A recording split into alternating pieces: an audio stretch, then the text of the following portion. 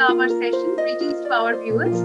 Welcome to the International Conference on Southeast Asian Geopolitical Conflict Resolution and Maritime Issues, organized by Tillotoma Foundation. I am Poulomi Bhattacharya, Business Manager of Tillotoma Foundation. Well, in fact, this is our second conference on Southeast Asian, organized by Tillotoma Foundation. Our previous session is equally being loved with you by our viewers. And today we will discussing about the Southeast Asian geopolitical conflicts and resolutions and maritime issues. Today we also have international conference. We have some very eminent speakers with us. Well, I would like you to have a chat with them also after the session, the Q&A. First of all, we will be beginning with our session when our esteemed speakers will be giving their notes and their views on the issues. The distinguished speakers are Daniel Erdmann, Director General, World Mediation Organization, and Reena Marwah, Associate Professor of University of Delhi, and Mr. Ghosal, Secretary General, Society of Indian Ocean Studies. Well, we will be beginning with our session. But before that, I would like to speak upon the session that we are having today. Well, the conference would focus on the geopolitical in the Southeast Asian region and the possible ways of conflict resolutions. The issues of maritime policies in the region will be closely discussed in this conference. Apart from that, we will have a Q&A session with our guests. Well, we will be specified with the conference with ASEAN and the maritime issues. Well, we will start our conference with our esteemed guest for tonight and evening is Reena Marwah. Well, she will starting our session, and after that, one by one, we will have our esteemed guests speak on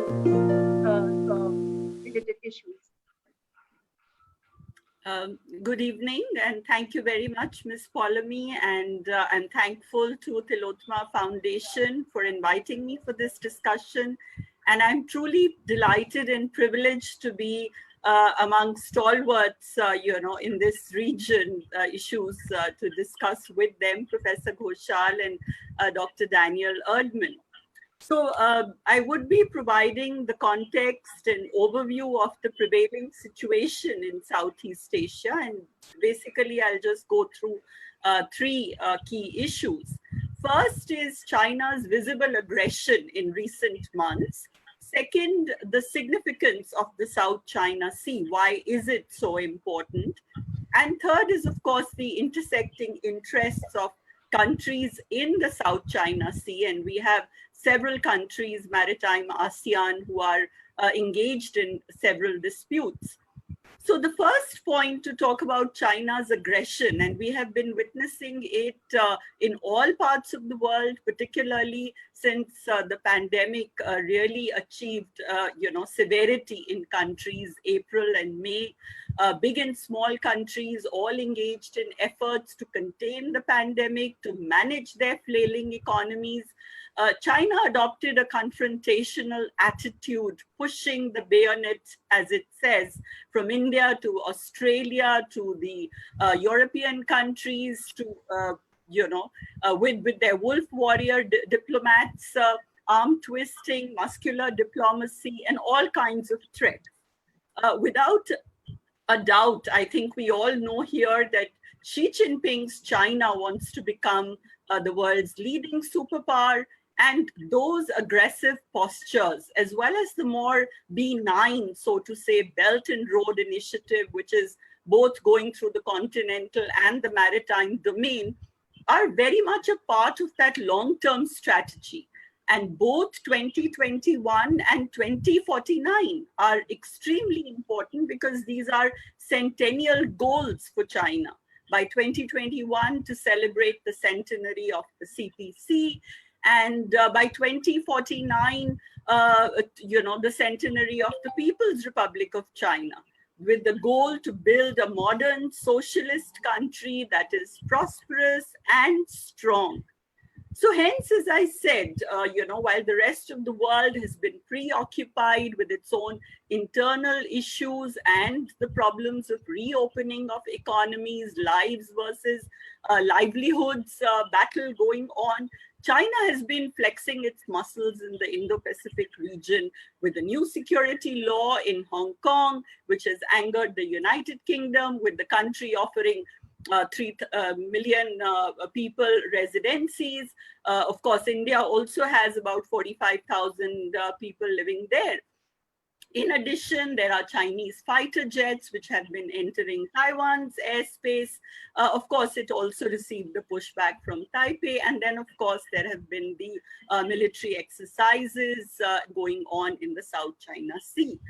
Experts in the United States, because United States does conduct its military exercises in these waters from time to time, given that the United States has taken over the responsibility of ensuring a free and safe Indo-Pacific, it has been nudged to think about asymmetric ways to challenge China's so-called aura of invincibility in the South China Sea, given that the other countries in Southeast Asia are relatively small, with relatively very small military budgets, most of them with not more than 1% of their GDP, and also because these countries are battling various domestic challenges from the political to insurgencies. So maritime ASEAN countries have been rattled by Chinese aggression, though of course these are not new to them. And what has been happening, there have been incidents of the ramming of Vietnamese and Philippine fishing boats in the South China Sea. Since April this year, there was a month-long standoff between a Malaysian oil exploration vessel and a Chinese survey ship in the same waters. India's offshore drilling, of course, in the vicinity of Vietnam has never gone down well with the Chinese. The dispute with Japan regarding the Senkaku Islands is also well known. And of course, now a lot of experts are even talking about the ADIZ, that is the Air Defense Identification Zone. So the expansionist position of the Chinese in the Himalayas, as we have seen, in the last, since the beginning of May, has further brought Japan, UK, France, Australia, ASEAN, and the US together to back India. The global support for India has responses from China, of course, because they've been saying that Beijing is under siege. They've been playing the victim card and calling out India as the aggressor. And of course, also saying that United States and UK are interfering in the internal affairs of China because China has core interests in the South China Sea waters, the 9-dash line, and of course, it's ditto for the Senkaku Islands as well. So coming to the second point, as today's discussion is centered around this region, why is the South China Sea so important? Firstly, of course, it's a major trading route, and all countries want to have a free and open, a route where the ships can ply with $5.3 trillion of trade flows through the South China Sea every year. Then, of course, it is the throat of the Western Pacific and Indian Oceans where the global sea routes converge. And in addition to its strategic location, the sea has proven oil reserves of 7 billion barrels and an estimated 900 trillion cubic feet of natural gas. And of course, a rising China is in need of energy to fuel its economic growth.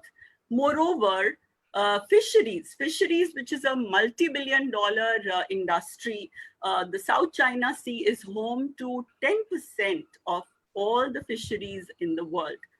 So what has China done? China obviously has altered the status quo. It has built artificial islands, and one such island, that's the Fiery Cross Reef, is 3 kilometers long to 200 to 300 meters wide. It's the first that could accommodate an airstrip. Another site has also been dug on the east side of this reef that appears large enough for tankers, naval warships, and of course, all these, the land reclamation that is happening has been happening using the cabbage approach, so to say, of extending the reefs and shoals by 3.5 acres per day. And this has been happening on 7 such features in the West Philippine Sea.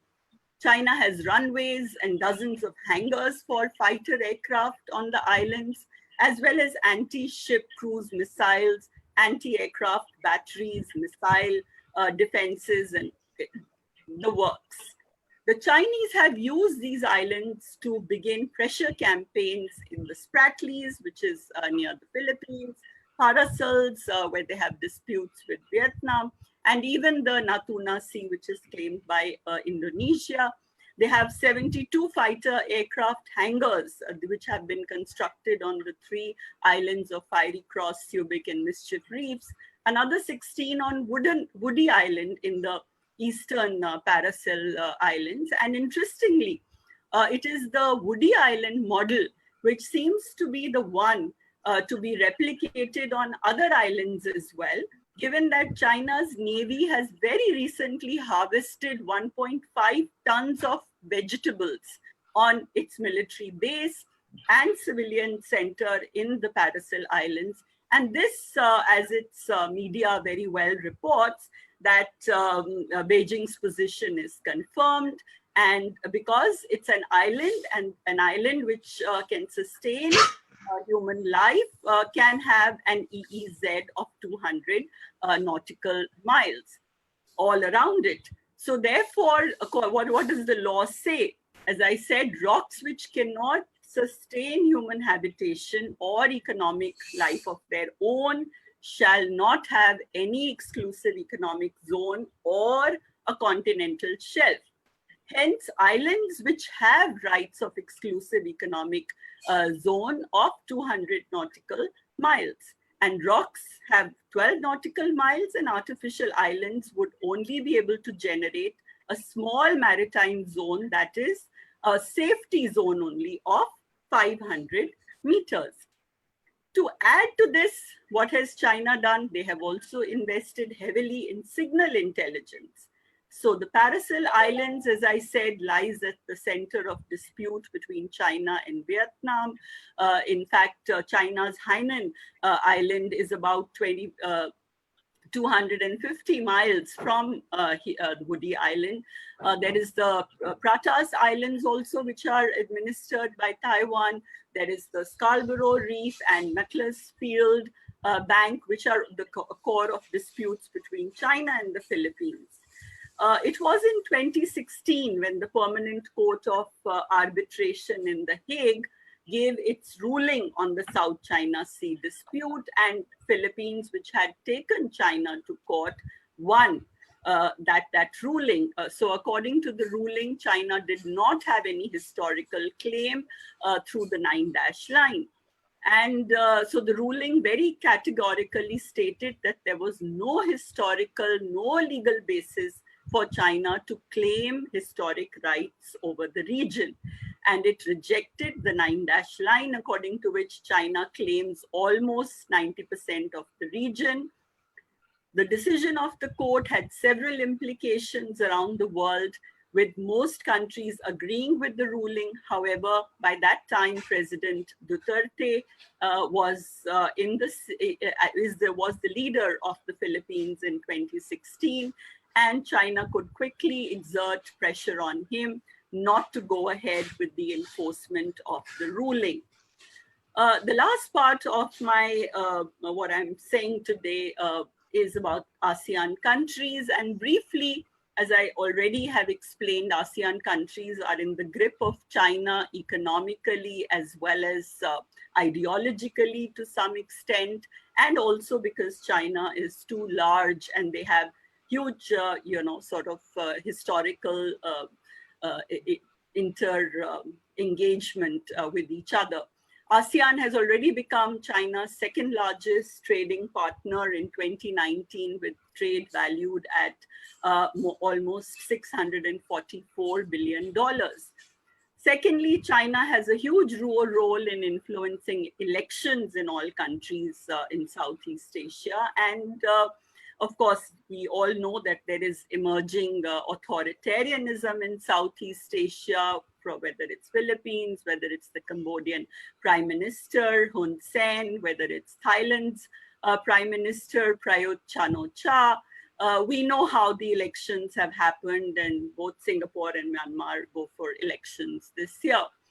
So what happened with the ruling, with the 2016 ruling in favor of the Philippines? As I said, President Duterte looked away, but so did the United States, because since 2013, China has been extending its domination on the sea, extending more than 2,000 kilometers beyond its boundaries.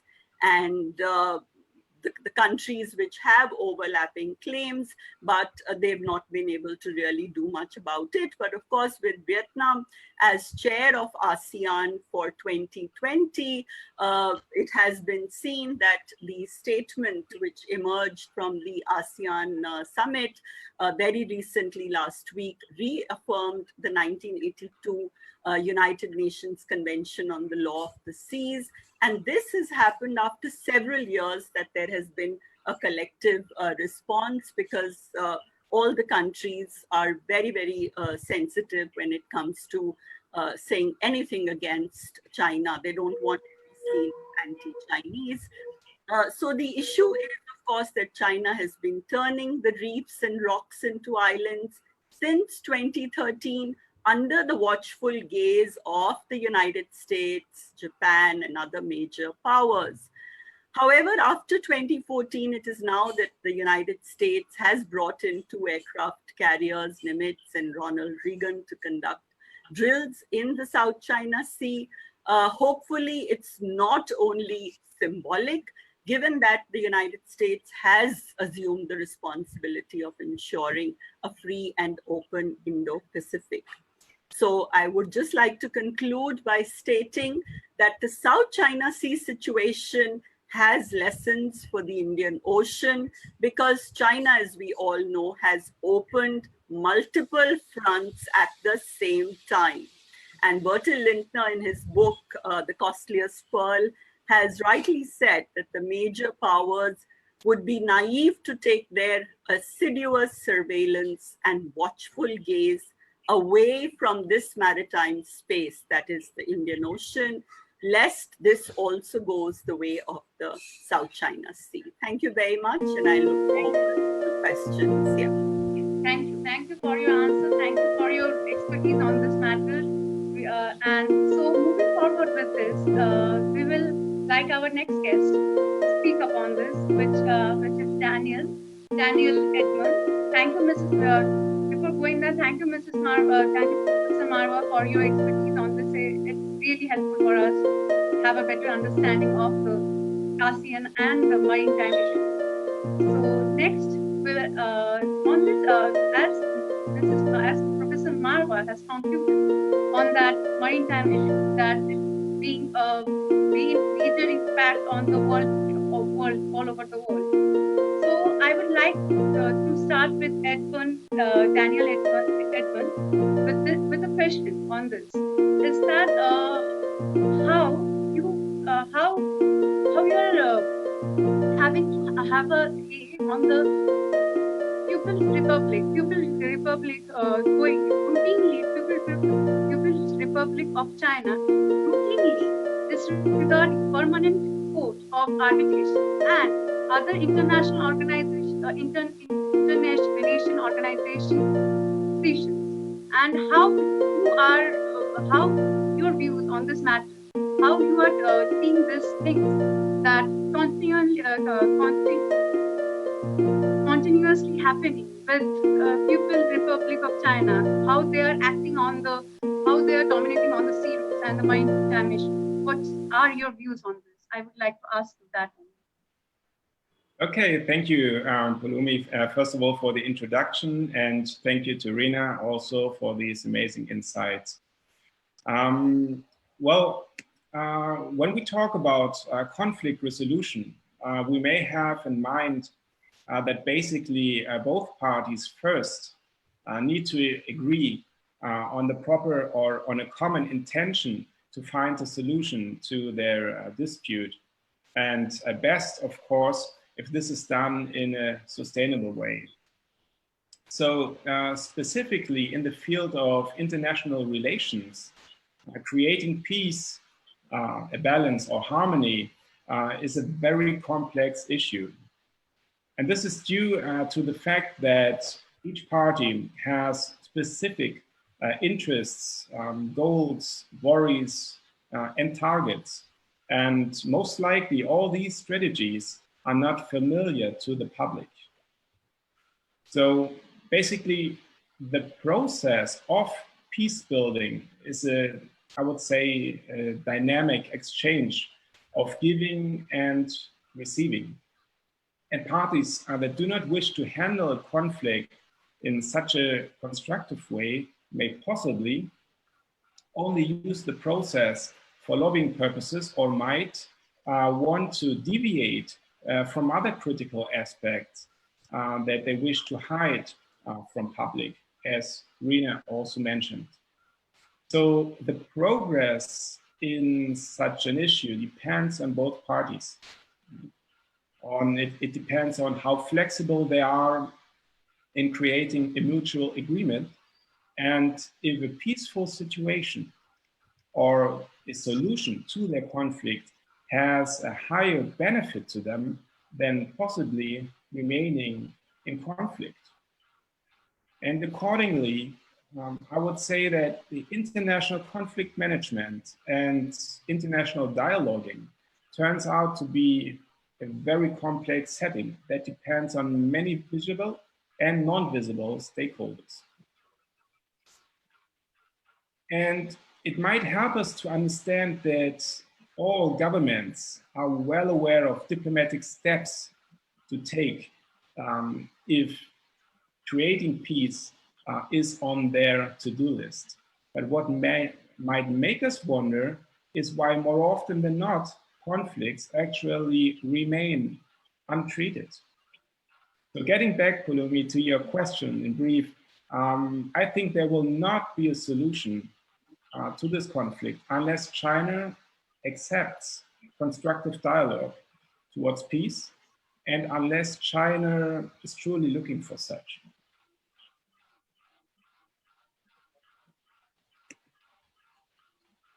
Thank you, Mr. Erdmann, for your kind. Thank you, Mr. Daniel, for your kind words on this. And my next question on this matter is: how do you see South Asian countries are cooperating with China on our BRI? Do you think this leads to a geopolitical issue, geopolitical corporations with them as well?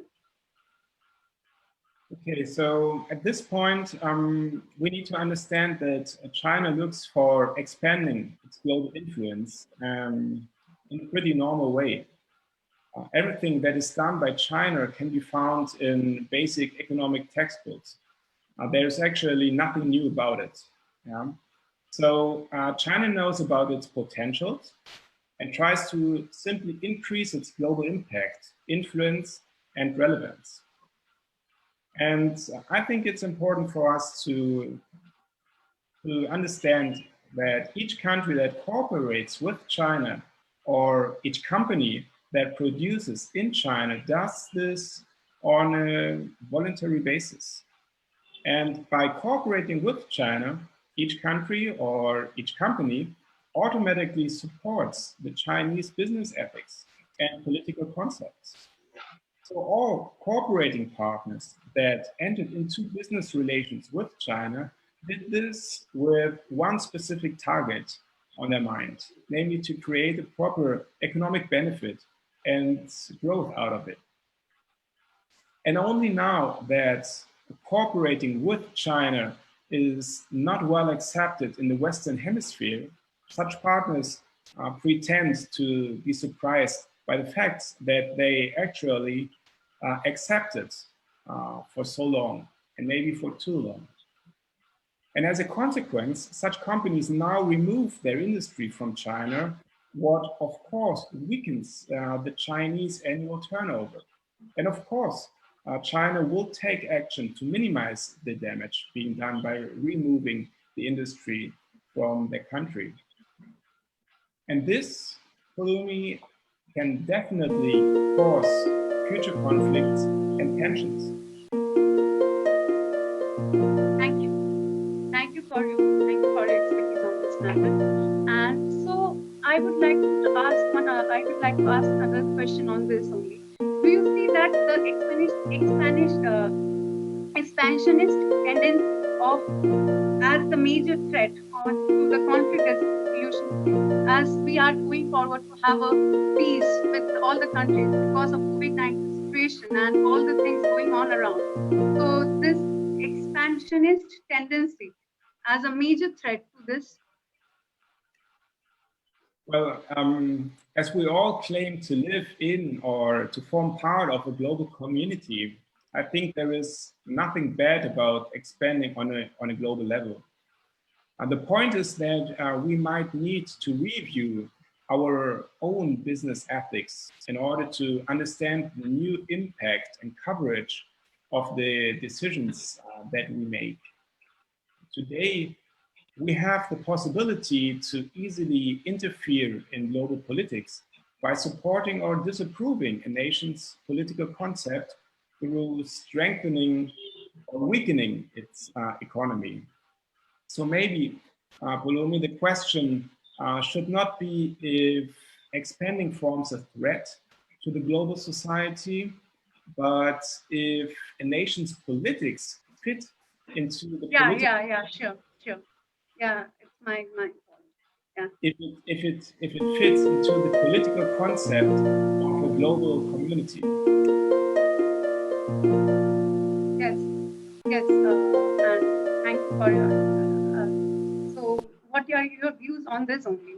I just like to ask you that in length. Sorry, Poulomi, you're breaking up. No, I am just saying that thank you for your answer. Are you done with this answer of yours? Yeah, I'm done. Thank you. Thank you. So our next speaker on this on ASEAN and maritime issues is Professor Baladas Ghosal, and he will be speaking on this. Over to Mr. Professor Baladas Ghosal. Yes. Can you hear me? Yeah, I can hear you. Yeah, everybody can hear you. Can you hear me? Yeah, everybody can hear you. Okay. I don't think I've been asked any specific question on this, but I think I'll make a few observations on the emerging trends in Southeast Asia, or for that matter, in the Indo-Pacific region. I think the first comment that I'd like to make is that this year 2020 may not have much sort of to do with the history of the world, but at least this year will be remembered as a year of Chinese chicanery, bellicosity, and irresponsible behavior.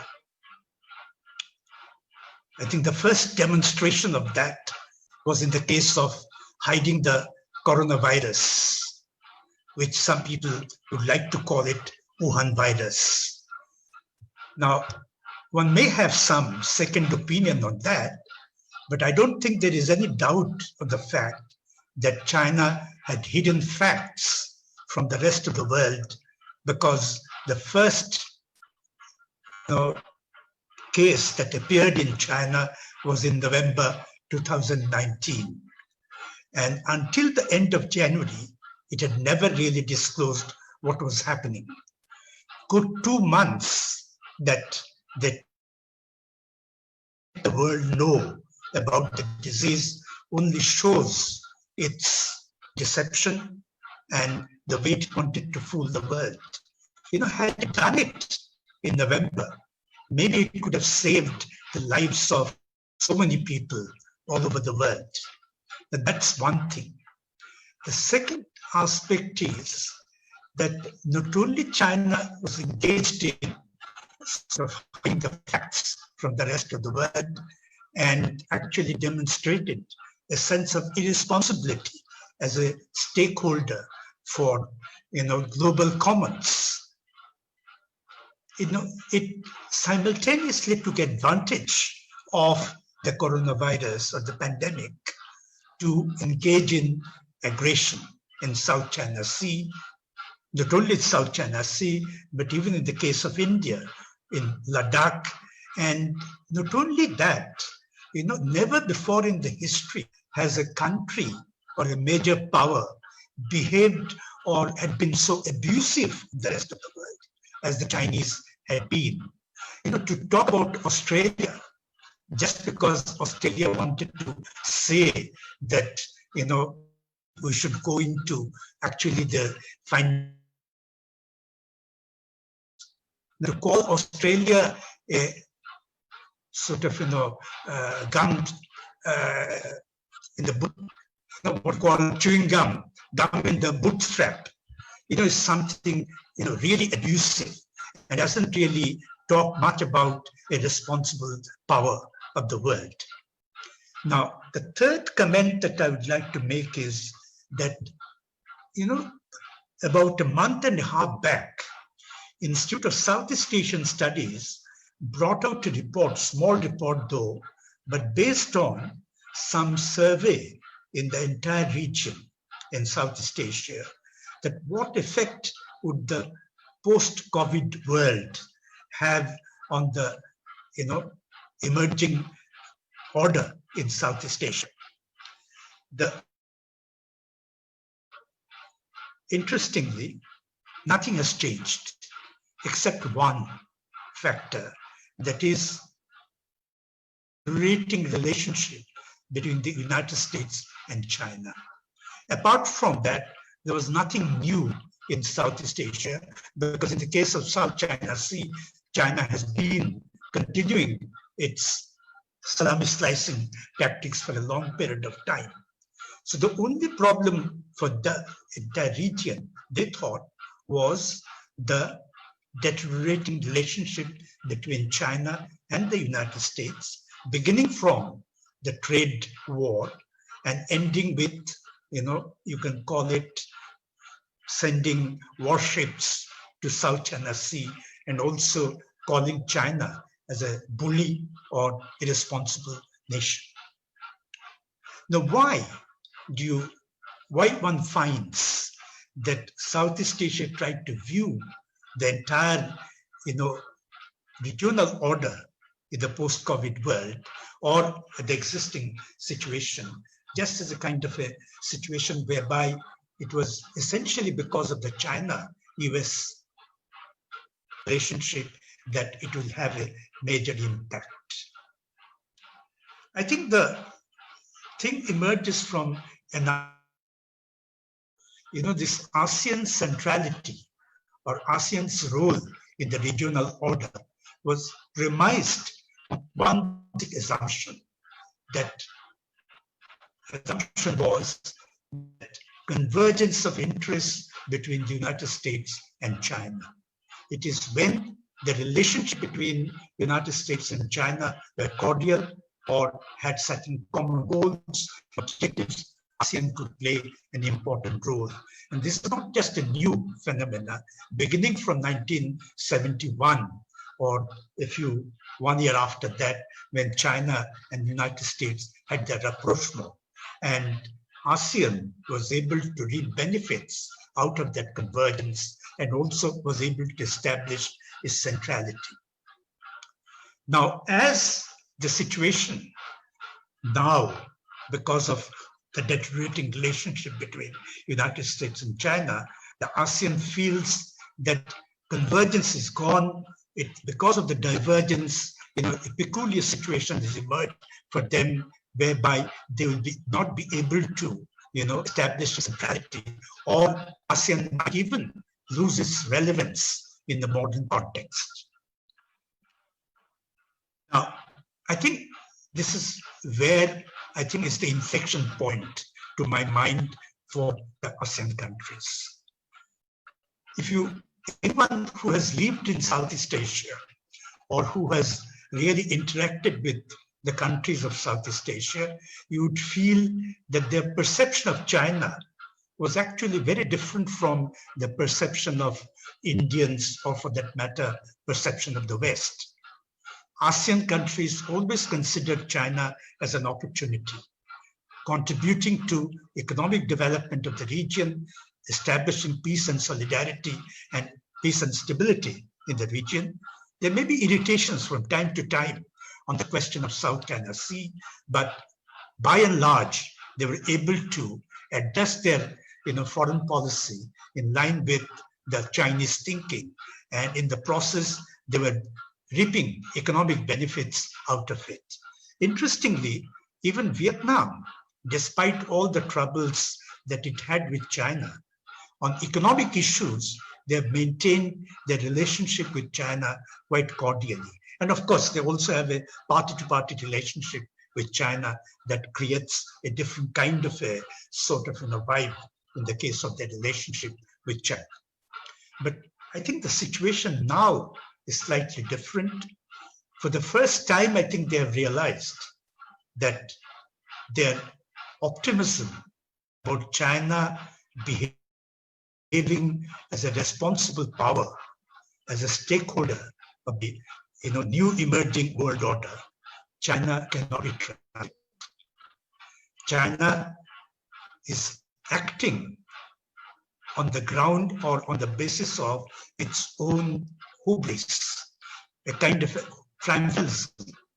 If you read Xi Jinping's speech 2017, the Central Party Committee meeting, where he says that time has come when China has grown rich, China has become powerful.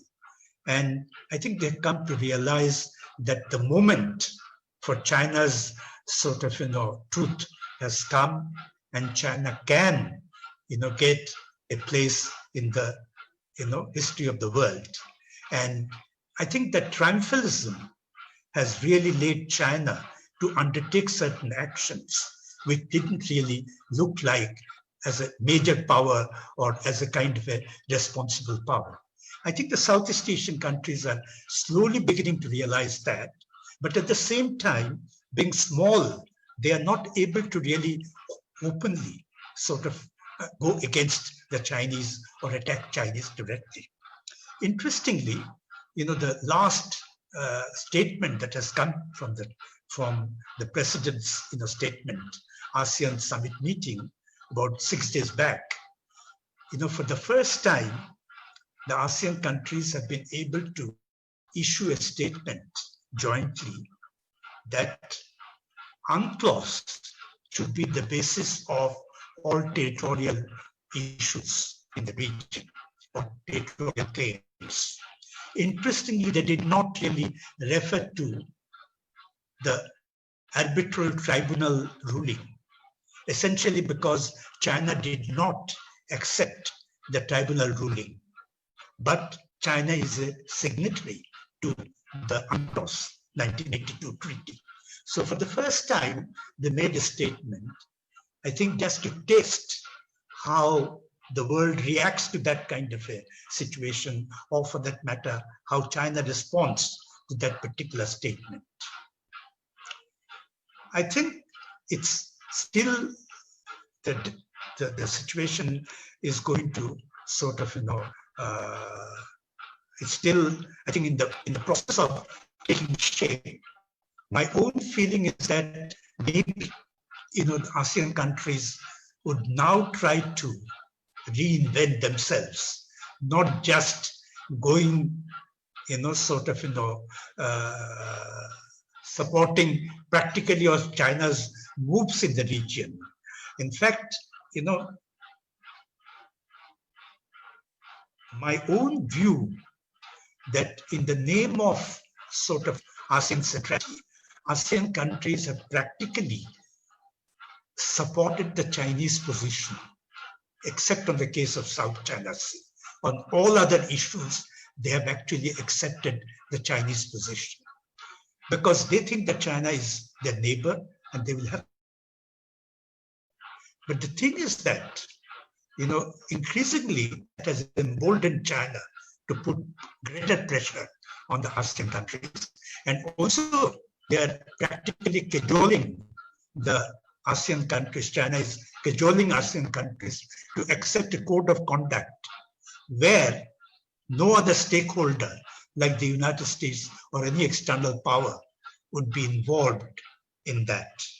And they will not be able to, undertake any kind of military exercises or anything of that sort with any external power as part of the code of conduct.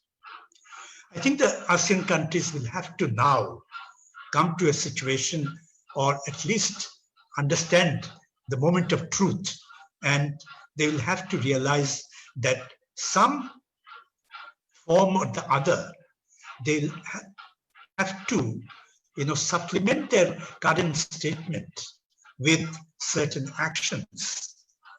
And those actions, one cannot expect big actions, small actions in terms of, maybe to cut off certain, at least lessen their economic dependence on China, cut off some of the investment Chinese plans in the region, and send a message that unless China behaves in South China Sea and do not take into account the collective security of the region, then they cannot really depend on ASEAN countries anymore. Until and unless they convey a certain sense of, the unhappiness with China, China cannot be, put under leash. And I'm not so convinced whether the external powers can really, control China's aggressive intentions within the region. I think if any country which can put some amount of control on China are the ASEAN countries and the neighboring countries. If the neighboring countries jointly come out with some kind of a position whereby they say, this part go further, and if you do this, we'll have to act differently. Now, until that time arrives, I think China will continue to carry on its plans in not only in Southeast Asia, in the entire Asia, to establish itself as a supreme power in the region. China doesn't want, multipolar Asia. It wants a multipolar world, but it doesn't want a multipolar Asia. It wants a unipolar Asia and a multipolar world. And I think that truth has to be realized by most of the countries, and they will have to chart out a strategy how they can cope with this kind of a situation, or how they can face that particular challenge. I think I'll stop at this. Maybe I'll receive questions after this. Thank you, Professor Ghosal, for your expertise on this matter, and thank you to all our speakers to have such a great views, shared such great views with us on this matter of international relations and ASEAN and maritime issues. Thank you to all of you. Ms. Poulomi. I think we can go for the question session. Yes, we are going to the question. So thank you, Professor Ghosal, Daniel, Dr. Marwah for joining us. And I think as per, our plan, the way I visioned this conference, I think this has worked out very well. And many of the points that Dr. Marwah, you were discussing, we discussed this the previous day also. I think the issues about the EEZ sort of around that, the island, that issue is very important, I think, in this regard, because it helps us to understand why exactly China is interested in a few rocks in South China Sea. So I found there are a few questions that are there, but I just wanted to go to Professor Ghosal first. I just want to ask you, you talked about, that China wants a unipolar Asia, right? So a unipolar Asia means essentially a direct conflict with India. So because India is one of the major powers in Asia, so that is, so I would like to ask you, it's a twofold question. First of all, is that, do you see that, India's naval power, given India's present naval power, and you have said that external powers will not be very useful when it comes to countering China.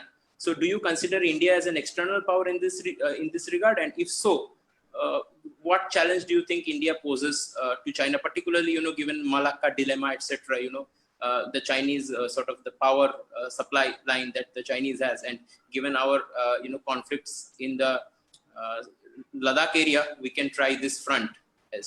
So in this regard, if you can comment. And another question, which after you, I will come to Daniel also, the risk of, sort of a nuclear, brink situation, if we reach, because there are nuclear powers involved.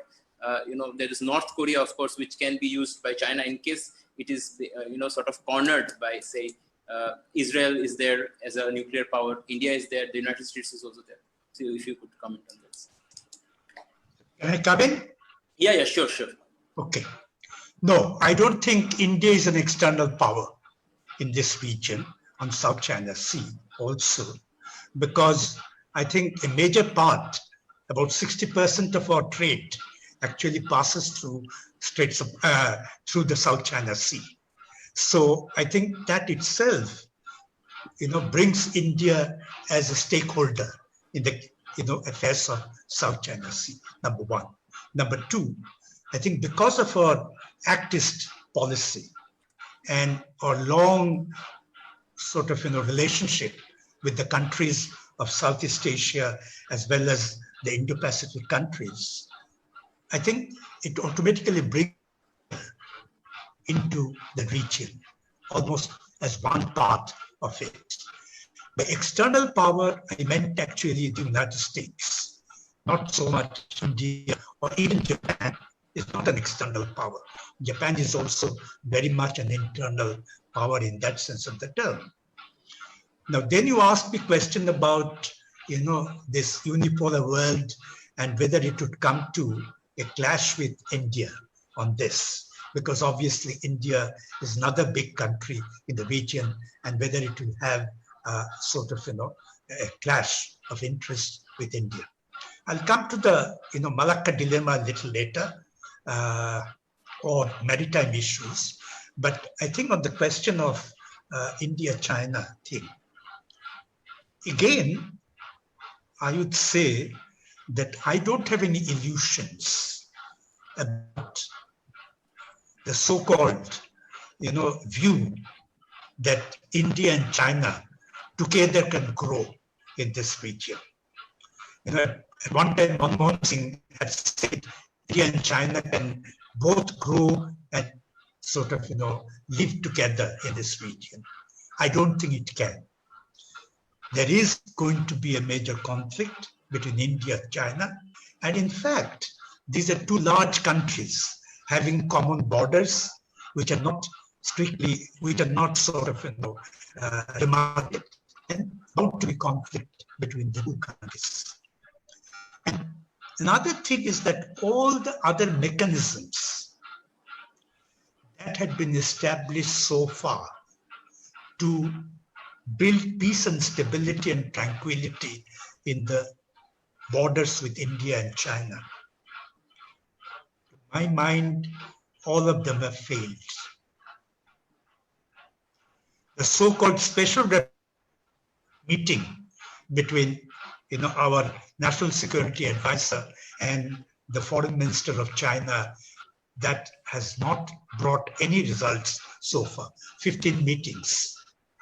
India-China problem cannot be resolved unless the border is demarcated. And China is not interested in demarcating the border because the ambiguity suits China very well. And they can carry on their salami slicing strategy. And, all the talk about only, what people say that, infrastructures and all that. Even in 2013, even before these infrastructures started coming in, the Chinese came into Chumar, Depseng, and all those places. So I think China would like to put pressure on India so that India feels inferior, a subordinate power. China wants to put India in its own place. But in this, I think China also suffers from a sense of an insecurity. That insecurity arises in China's two restive provinces. One, of course, is Xinjiang, and the other one is Tibet. Although they've been able to establish their authority in both the provinces, connectivity is made to the Aksai Chin between the two provinces, and all the things are taken care of. But Chinese mentality is such, they want to ensure 100% that there is no future threat. Dalai Lama's position is an uncertain thing. He's 85 yesterday, and I think maybe another 10 years, and you have to decide about successor. That creates a major problem for China. Then Xinjiang, although has been sort of, completely sort of under the control of China, and it had used all kinds of tactics to provinces under control, but still, DOB, Daulat Ul, what is that? Daulat Bakoldi, it goes into the Karakoram Pass. And all the infrastructures that India was trying to build in that area, in case India is able to or succeeds in terms of building some kind of a, place in that area, then India can challenge at least the authority of China, or at least can create some disturbance in terms of the exciting connectivity of the group. I think that sense of insecurity also drives China to undertake such aggressive intentions. The third point is that for China, India alone doesn't matter. They considered India as an inferior state. Its GDP is 5 times less. Its military power is also almost 4 times less. So India is not very much in their calculations. What matters is the support that India receives from China, from Japan, and the United States, because the presence of other external powers in the region, as far as India-China is concerned, they think that can tilt the balance in favor of India, or at least that can disturb China's fulfilling its China dream. And I think China is determined that a time has come. It has to fulfill its dream. Its history and all that is rubbish. Because if somebody really bases its claims on history, because at one point of time, even Kashmir rulers extended up to East Turkmenistan. So historically, Xinjiang province should form part of India. So if India tries to go for historical things, so those are not the things. And a lot of people talk about people-to-people contact based on civilizational links between India and China. Those are all past. Communist China has nothing to do with civilization. Communists don't give any importance to civilization or cultural aspect. Their things are very framework is very different.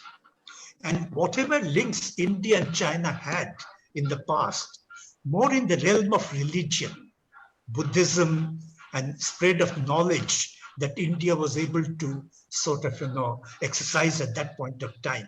Nalanda and all that. That is all rubbish to the Chinese for the time being. They might be using some of their Confucian things for soft power and all that, but they do it only when they need it. Religion is a means to an end. It's not an end in itself. I've seen in Hong Kong that all Chinese businessmen, on a particular auspicious day, they burn, Mercedes-Benz cars as well as dollar bills so that they can achieve these things. So for them, religion is very commercial, nothing to do with that. I think for them, geopolitics, power, realism matters more than anything else. So the illusion of India-China friendship or stability has to be abandoned. And I think we have to prepare ourselves how to confront China. And maybe Deng Xiaoping's advice might come handy.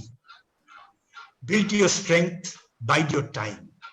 And there, I think the Malacca dilemma can be used, or Andaman command that can be strengthened, infrastructures, so that you can use the Malacca dilemma to our advantage there and put some pressure on China. And I think the next thing is that India has to develop economically. RCEP, at one time I was a supporter of RCEP, but now that the Chinese are dominating that thing, I would say that India would make a mistake if it joins RCEP. India should now try to do something about another economic thing, something like TPP, Trans-Pacific Partnership, and maybe cajole the United States to divide that without China. An economic bloc without China, and India has to also bring about major economic reforms within the country so that in another 10 years' time, India can develop itself from a 3 trillion economy to at least 6 trillion economy. Once that happens, I think everything will fall in place. And nobody will raise any objection on the question of Kashmir or human rights or that. Everybody will sort of respect India like they're respecting China today. And China's rise also is due to the West. The West contributed to the rise of China. So I think what India should do, to my mind, is to develop its own capability and get rid of some of the illusions that many of our so-called non-alignment theorists and some of our civilizational dialogue theorists are trying to sort of portray the relationship in their manner. Forget about all those things. Go into a real power politic situation which China understands. China understands power and economic strength. Thank you. Thank you. Thank you. Daniel, if you could comment on the threat that is arising out of this conflict between India and China, and also, the whole nature, the fallout that can arise out of it. And also, nuclear. I'm asking this question to Daniel, actually. What? Okay. So, Daniel, if you could comment on this thing, the fallout from the, and if you also comment on that, there are two nuclear powers in the region, India and China. And as this conflict plays out, there is always a risk of sort of a nuclear conflict as well. So how do you look at it? Okay, sure. Well, first of all, I would like to say that analyzing the region itself might give us the opportunity to have several conferences on this point in future. As I tried to explain, it's just very, very complex and difficult because most of the international strategies are not public. So we do not even know this, and we're just digging in the dark at a high percentage at least. But when I was talking, I mentioned the point of a global community. And I think this is a trigger point in our conversation here. When we face our global situation, our global dilemma right now with this virus, we see that we are all sitting in one boat, where there are also international projects on environmental protection. We care more about nature, try to do tree planting and so on. So I think the awareness of being one community on one planet is getting stronger and stronger. And here's just the point that I would like to analyze. So imagine when we talk about nuclear weapons, what is the real impact of it? And does it still have any real power in our international community? When we talk about countries who are nuclear powers, are they really in a situation, or can they just imagine what might happen to them when they use these weapons? So the point is that I think nuclear weapons are a path that a nation can use without any realistic exit, because when they use these weapons, they will have the complete global community against them. So their international economics would go down. They would just run into self-isolation, and we all know what isolation now means. So I think nuclear weapons, due to the fact of the power of the global community and the fact that just too many countries are nuclear or own nuclear weapons nowadays, totally lost their power of being a real threat to our community. Thank you so much. I'll come to Dr. Marwah.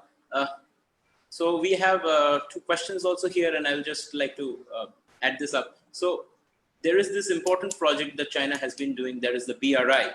So within this BRI, do you think, regarding if you also look at India's strategic advantage, given that we have the full access to the Indian Ocean, and that China wants to reach it through the the string of pearls and all of those things. So what do you think is its economic prospect so far, whatever it has developed? And another part, one question is there that why do you think China is choosing this pandemic period to be so active and be aggressive and active and engage with so many countries and so many issues? Because we have seen multiple conflicts with China with different countries over the last few months. Okay, so I'll answer your second question first, because why is China so active and why has it opened up multiple fronts? As I said that, when I spoke in the beginning, that China is looking at 2021 as a very important year when it needs to show its domestic constituency, that, well, it has arrived on the world scene, and having already lifted 700 million people out of poverty, it wants to show that, well, and already their GDP per capita is also 5 times of ours, and so is their overall GDP. So therefore, and they say that they are number 1 in PPP terms already. And so they have used the pandemic, when countries are engaged, in battling the internal issues and looking after the health infrastructure. They have used this time because obviously countries' capacities are constrained to a great extent because of the domestic health crisis. So that is certainly another reason, that they have used this particular time as an opportune time to sort of get at every country, whether it's Australia, whether it's India. So they have opened up multiple fronts to the South China Sea as well. And of course, they also have to tell their domestic constituencies where there are issues. Even yesterday, we have seen that somebody has been purged, a professor, for criticizing, the Communist Party. So there are internal voices of dissent. And therefore, to tell their own people that, this is how China is, the nation, it is superior in so many ways. And therefore, it's just about getting, what it has already, which it should get. I mean, that's its power. And coming to your first question about the BRI, so certainly again, countries which are small, countries which have not been able to develop as fast as they would have liked to develop, have been the countries which have been the recipients of aid or debt diplomacy, as you may say, from China. So whether you look at the China-Pakistan economic corridor, or whether you look at the Hambantota port and other projects that are happening in Sri Lanka, or whether you look at the China-Myanmar economic corridor, it's one thing to say that, the nation state has received so much of aid, or it has received so much of investment. But whether that investment has really translated to higher incomes for the people through the multiplier impact is actually to be seen, because most of these countries are already battling, huge debt burdens, and therefore it has only added to their debt burden. For example, an airport which is a ghost airport, Mittal Airport in Sri Lanka. So there is no, revenue which is being generated from that airport. And therefore, there's a lot of wasteful expenditure which has happened. And then they have converted debt into equity. And therefore, then they have got a 99-year lease on Hambantota port. So that is how different infrastructure projects are actually being undertaken in a way to usurp area and control, and therefore gain a strategic foothold in the most important parts of the region, which India is the center of. So therefore, whether you look at Pakistan, China-Pakistan economic corridor, what is the benefit that has accrued to the people of Pakistan? And because they are spending huge amount of money on keeping the entire corridor secure, so that, the Chinese investments and how much of goods can really flow through. It's always a one-way traffic. Chinese goods coming into Pakistan, not very much that Pakistan has to offer to China, and similarly for Sri Lanka as well. So if you're looking at the Maritime, these two main recipient countries in South Asia. I just wanted to, since you were talking about that, this is not so much benefiting, the people, and there is also the debt trap in Sri Lanka. But there has been this tendency that on international forums, etc., if you look at it, Sri Lanka's present regime and everyone else, they have been backing this project. So I just wanted to ask you that: do you think there is a hint of corruption when it comes to the incumbent regimes? Sure. There is it's not a hint of corruption. There's a huge amount of vested interest, and with the deep pockets that China has, China knows, who are the individuals. It deals with individuals, and the easier it can handle, people, the better it is. So they really pick out particular leaders whom they know they can influence, and they can get their BRI projects or other projects through. Because BRI is not only about, economic diplomacy as it was in the beginning, supposed to be in 2013 when it started out. One belt, one road, and then, belt and road. So now it's from health diplomacy to infrastructure to Confucius centers and China study centers, and then of course, all kinds of border trade going on. We know the situation with on the Myanmar-China border. There's a huge amount of, illegal trade that happens. So these are all, and of course, the other kind of issue of insurgent groups, etc. So the Belt and Road has, because there are border SEZs which have come up also, where with countries which have borders adjacent to China. Thank you. I just wanted to ask that same question to Professor Ghosal as well. Why do you think that China has chosen this particular period to be so aggressive? Why do you think, since you made the comment that probably China has hidden facts about the pandemic, about the COVID-19 pandemic, do you think its choosing of this point of time to attack India and also get into other conflicts at multiple fronts is, I mean, it is taking this opportunity. Do you think this is a created opportunity?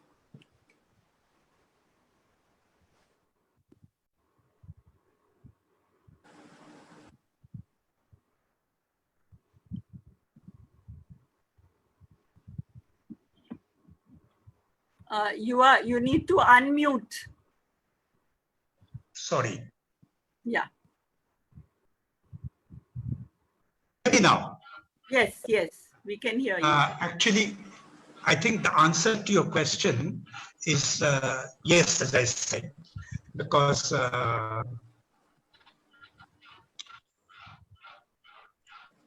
or just put the question again, if you can. Yeah. Sure. The question is that, so you have made the point that, China has hidden facts about the pandemic, about the impact of the pandemic, right? And now when the pandemic is, India is facing the brunt of the pandemic, all the other countries are struggling, including the United States. So everybody is busy with the pandemic problem. And we have no idea what are the figures in China, how many people are affected, whether China is affected at all. So all of these questions are there. So in this period, China is choosing this period to attack other countries, whether if you see in the Galwan Valley and in other regions also. So do you think this entire thing is a planned effort on part of China? No, I don't think it is a planned effort as such. But you see, when the thing happened in China, particularly in the Wuhan wet market or whatever that might be the source of that pandemic, China didn't want to show to the world any of its weaknesses.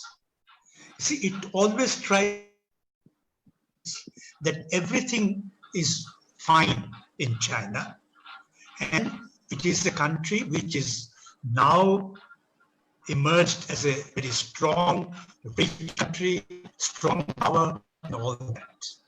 Now, telling the world about the virus would have created certain problems for China, in the sense that other countries would have imposed travel restrictions, would have imposed all kinds of other sort of things against China, which China didn't want. One of the classic examples would be to begin with, it was Philippines, President Duterte, who wanted to impose a travel ban on the Chinese to come to Manila, Chinese plane or Chinese, tourists or travelers.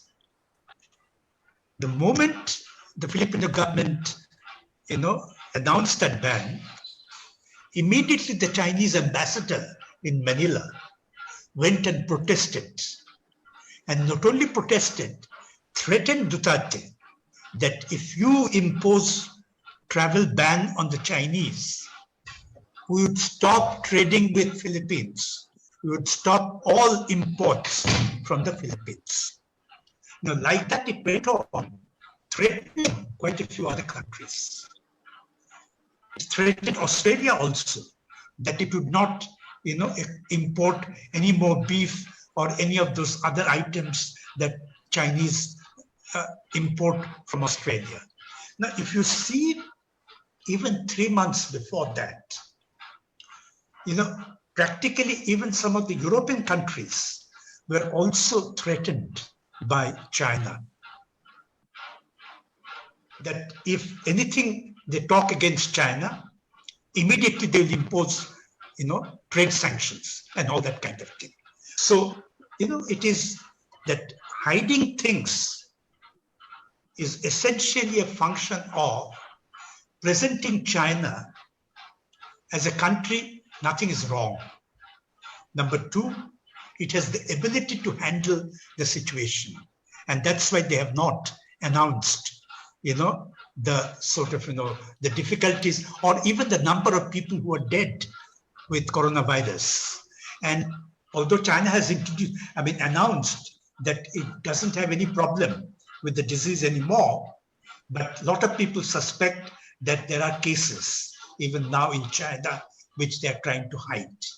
So they wanted to show themselves as a successful country, that they can not only look good, but also they have the ability to handle the situation successfully. You see, the thing is that the kind of,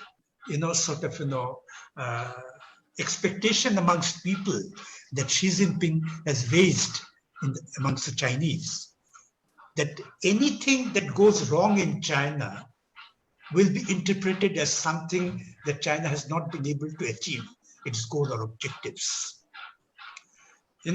That's why after 2017, you see Xi Jinping all the time has been trying to build up a kind of a situation whereby, China presents itself as a kind of a strong power.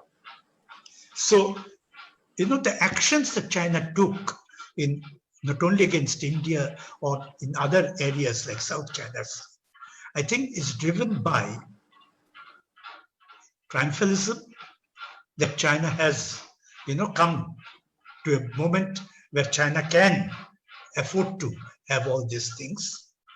And also, as I say, the sense of weakness, because China knows that, this coronavirus thing, they have not been able to handle it very well. And there is a lot of, unhappiness within the country, which of course, because of the communist press and all that, nothing comes out of the country. But there is a lot of dissatisfaction within the country, the way the government has handled. Now more and more cases are coming where the government is, arresting dissidents.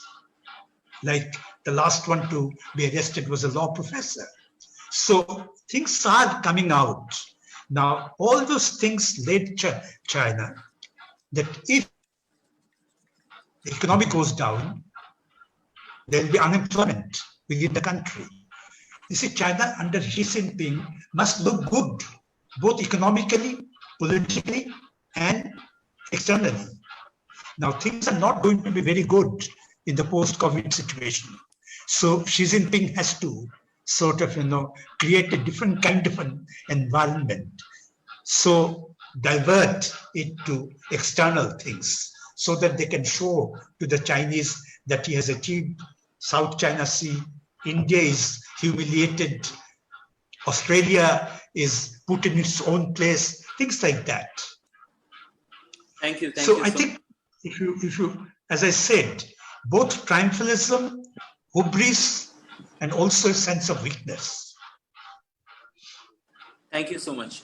I think, Dr. Marwah, I just wanted to put up a rather structural question that, Professor Ghosal said that the countries of Southeast Asia will only be the major countries that can pose a challenge to China's sort of hegemony. Now, if we look at the ASEAN as an organization, it has done phenomenally well when it comes to the economic part. But when it comes to political cooperation, there is a great lacking. If you look at Timor-Leste, for instance, it hasn't been able to get its full membership. Also, there are disagreements often, when it comes to conflict with China. Certain times there is not, the unified front is not there. If you look at the South China Sea, the island claims, Vietnam, Philippines all have separate claims. So what do you think what are the steps or what is the road towards more political integration, more political common program on part of the Southeast Asian nations? Thank you. Interesting question. Actually, the thing is that ASEAN works on two principles. One is non-interference in the other country's issues. And that is why, each country, even whether it's the Rohingyas issue or whether it's a bilateral issue between Cambodia and Thailand, other countries, sort of stay quiet. And on the other principle on which they work is consensus on all security-related issues. But largely, ASEAN is a kind of political construct. As Bilahari Kaushikant said, that if you believe in it, it exists. But if you don't believe in it, it doesn't exist. So it's more of an informal kind of where decisions, they meet very, very often every year. I think, one of the largest maximum number of meetings, if any regional grouping holds, it's ASEAN countries. Because they also have the ASEAN +3 and the ASEAN +6 and the East Asia Summit. So they have so many mechanisms, and they have so many trading partners and all kinds of agreements, because ASEAN as a collective body can be a cohesive grouping.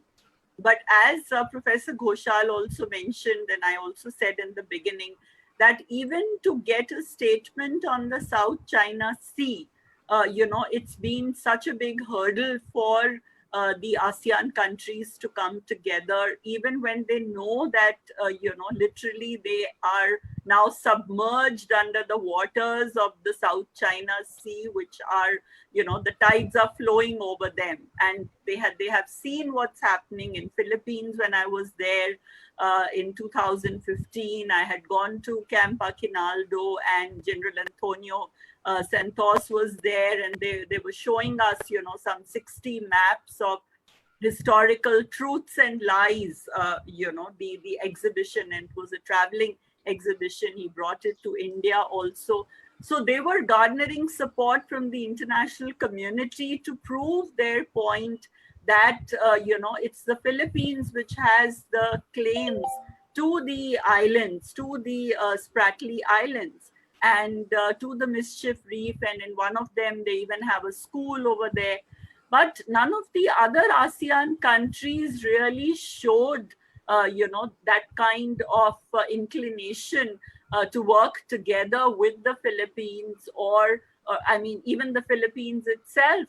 As we saw by 2016, President Duterte had been bankrolled by China, because they deal with individuals and they deal with state leaders. And the more authoritarian the regimes have been, in Southeast Asia, the easier it is for them to kind of manipulate. And that is why we find that India wants a united ASEAN. Certainly, we want them to speak in one voice. And that is very much in our interest. So we want to see a united ASEAN. We want to see a cohesive ASEAN, not only working very well together as far as, like you said, their economic integration. 25% of the trade happens within them. Even in terms of investment, it's about 47%, that is intra-ASEAN investment. So as an ASEAN economic community, which they established by 2015, they're doing very well. But as far as the political security community is concerned, because they've also got the historical baggage. If you speak to the Vietnamese, well, they know, they don't really connect that well to the Thais. And if we look at the Thais, we know that 44% of the businesses in Thailand are owned by the Chinese, and the Chinese very well are integrated into Southeast Asia because of their very deep historical linkages and the movement of people from South China into Southeast Asia. So there has been an intermingling. There have been intermarriages, and whether it's education. So it's all kinds of. It's not through one channel that ASEAN countries are sometimes even called the backyard of China. So it's an arena in which China feels that it's very easy for them to navigate through. And Vietnam is sometimes called, the map of Vietnam is like a curved spine, because it's been kind of pushed and bullied by China so often. But then again, as Professor Ghosal said, in economic terms, they are very well linked with China as well. And we've been talking about the decoupling happening. So how effective really can the decoupling be? And it's not going to happen in the short term in any case. It's going to take time. And with countries not having funds to even manage their own internal health security issues and issues of joblessness, and providing some kind of economic doles to their people for basic survival, how will they spend, more money on any other aspect? Thank you so much. I think we And yeah, sure, go ahead. Okay, you know, I think I agree with her on this point that, politically or security wise, ASEAN had not been very effective. And even economically also, ASEAN's importance, actually everybody looks at ASEAN as a economically successful region. But there is the actual success derived from this policy options that the governments of this country adopted. It was essentially because of the role of foreign capital. At a time when there was a convergence between the United States and China to promote this region as a model for development, a capitalist model of development. With the result, a lot of investments came into this region, both from the United States, European Union, and Japan, and that brought about actually the economic development of Southeast Asia. But on political issues, ASEAN has never been able to take a position. On the East Timor issue, on the, at one time the climate conditions actually was very bad in Southeast Asia. Everywhere there was smog and all that kind of thing. On that, they were not able to take any position. Economic crisis of 1997, ASEAN was not able to take any position or could bring about any sort of solution to the problems. So its economic success also, now of course partly because of the intra-ASEAN trade, but mostly it is the role of the foreign capital that really brought about the economic development of this region. So I think that's why, to my mind, ASEAN is now at an inflection point. If you look at Singapore's approach, 3 occasions, Singapore Prime Minister wrote articles in different newspapers. In one of the places, one first article that he wrote was appealing to the United States to provide China it under the sun, a second or at least a superpower position, so that China gets satisfied.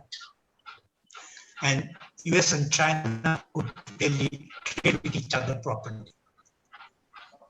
Second and third article that Prime Minister of Singapore wrote was essentially on the question of how to deal with this issue of US-China, deteriorating relationship. So, on their own, they cannot stand at all. So they will have to now reinvent themselves. The situation is very different. There is no convergence of external powers on the role that they're prepared to give to the ASEAN in the security or economic architecture in the region. They give, all the time you hear about accepting the position that ASEAN, the centrality of ASEAN. But I think it's all hackneyed phrase now. So ASEAN will have to reinvent and to at least show that it is relevant. It is now passing through a midlife crisis. And to my mind, unless they can reinvent, ASEAN will have not much of relevance in the emerging order in the region. Thank you. I just wanted to, and since regarding the political question, that one of the principles that Dr. Marwah was talking about is that non-interference and non-interference in the internal matters of the member states. One of the reasons this is... Just 1 second. Yeah. I think that is also again a myth. They did interfere in the case of Cambodia. When Cambodia was not admitted into the United Nations, into ASEAN, they did interfere because they wanted a particular regime to come into power at that time. So it is not true that they did not interfere. they don't want to interfere in a situation where there is controversy. And they know that they will not achieve any success in those situations. You see, on the question of Rohingya. That's what I want to talk about, Myanmar, exactly. Myanmar, also ASEAN could not take any position. Right. So until now, on any critical issues, ASEAN has not been able to take a united stand. I think ASEAN's position is bloated in the perception of the people, essentially because, again, I would go back to my old proposition that US and China wanted to promote ASEAN as a model for both economic and political development. You know, some kind of a state-backed, capitalism, state-sponsored capitalism, and an authoritarian political structure that suited the West as well as China. But that understanding has fallen apart, and ASEAN feels absolutely left out. Thank you. So in this respect, do you think that since Myanmar is also receiving BRI funding, and one of the reasons why BRI is popular, one of the reasons that is often cited is because BRI funding is not for the development of those. I mean, that comes as a collateral kind of thing. Right. But BRI is essentially China's objective to extend its influence and its connectivity to the rest of the world. It is some kind of economic expansion on the China. Collaterally, some of these countries are benefiting because they think that a lot of high interest capital which they did not have is coming. So they are able to develop this region. But what is happening in Myanmar? They are supporting Arakan army, although that Myanmar China economic corridor essentially serves the interest of western part of China and their access into the warm waters, into the Bay of Bengal. But Myanmar may be getting a little bit of cramp, but that cramp now has also a bit of poison in that. So you don't know whether Myanmar is going to die or not, because Arakan army is promoted by China. The Kachin army is also supported by China. So China has a lot of their fingers in. And in fact, a couple of days back, the chief of the armed forces of Myanmar, Aung Lom, he has actually sought the support from the rest of the world against, China's support to Arakan army. And China is going to have a major stronghold on Myanmar, and they will feel that stranglehold in course of time, which other smaller countries, maybe for a short-term benefit, have embraced China. Nepal would be the latest one. Already one village has been taken over by China, and some rivers have also been their direction has been changed. So initially, they might fall into the trap of China, but they will soon come to realize that they are in trouble. True. That is what I was actually trying to highlight, that, in spite of the ASEAN could not really intervene when it comes to their human rights violations in Myanmar. That point I was asking, and another question that I think I can come to Professor Ghosal is that you were talking about India making a non-China economic bloc. So that economic bloc question is there, but apart from that, do you think India can effectively make a forum, a sort of a group when it comes to around the Indian Ocean? Actually, the maritime cooperation already is increasing between India and the countries within the region, the middle powers, Australia, Japan, Indonesia, Thailand, Vietnam. Maritime cooperation is increasing between India and all these countries.